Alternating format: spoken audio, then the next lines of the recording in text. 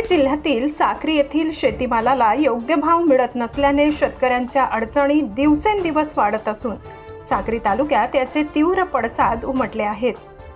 काशीपूर येथील शेतकरी साहेबराव कारंडे यांनी गवारला अवघा 1 रुपया किलो दर मिळत असल्याच्या संतापातून तब्बल 1.5 क्विंटल गवार थेट रस्त्यावर फेकून निषेध व्यक्त केला। कारंडे हे आपला गवार विक्रीसाठी पेरेजपूर फाट्यावर घेऊन गेले होते, मात्र व्यापाऱ्याने मालाला 100 रुपये क्विंटल असा दर सांगितल्याने ते संतप्त झाले। गवार लागवडीसाठी 600 रुपये किलोचे बियाणे, महागडी खते, औषधे तसेच मजुरीवर मोठा खर्च झाल्याचे त्यांनी सांगितले। उत्पादनासाठी हजारो रुपये खर्च करूनही बाजारात खर्चही निघत नसल्याने शेतकरी आर्थिक संकटात सापडला आहे। दरम्यान गेल्या 2 दिवसात गवारचे दर अचानक घसरल्याने व्यापारी शेतकऱ्यांची लूट करत असल्याचा आरोप शेतकऱ्यांनी केला आहे।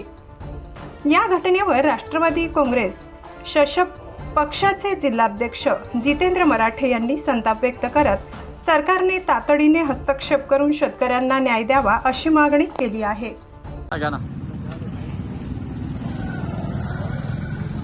इतक्या कडक उन्हाळ्यात विहिरींना पाणी कमी असताना देखील आणि अतिशय काबाड कष्ट करून उन्हातानामध्ये गवार शेंगांचं पीक शेतकरी या तालुक्यामध्ये पिकवतोय आणि या शेंगांना 1 रुपया सुद्धा भाव आज मिळेल असा झालेला आहे।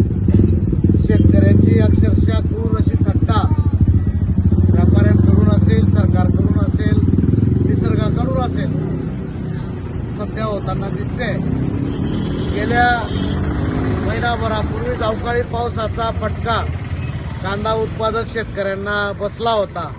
हे तेच कांदा उत्पादक शेतकरी आहेत ज्यांनी खराब झालेला कांदा नांगरून रोटावेटर मारून परत गवार पीक लावलं आणि एवढ्या उन्हातानामध्ये गवार पिकाच्या माध्यमातून का असेना तेल मिठाचा प्रश्न सुटेल असं त्यांना वाटत होतं, परंतु गवार पीक एवढ्या उन्हातानामध्ये काबड कष्ट करून पिकवली आणि 1 रुपया सुद्धा भाव त्याला मिळणार नसेल तर अक्षरशः शेतकऱ्याची थट्टा सर्व घटकांकडून चाललेली आहे आणि शेतकरी खरोखर आत्महत्या नाही करणार तर त्याला दुसरा काय पर्याय हे शासनाने किंवा सर्वसामान्य जनतेने सांगावं।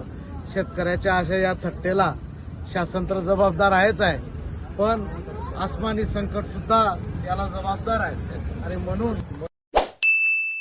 सबस्क्राइब करा, बेल आयकॉनचे बटन दाबा, सोबत शेअर करायला विसरू नका।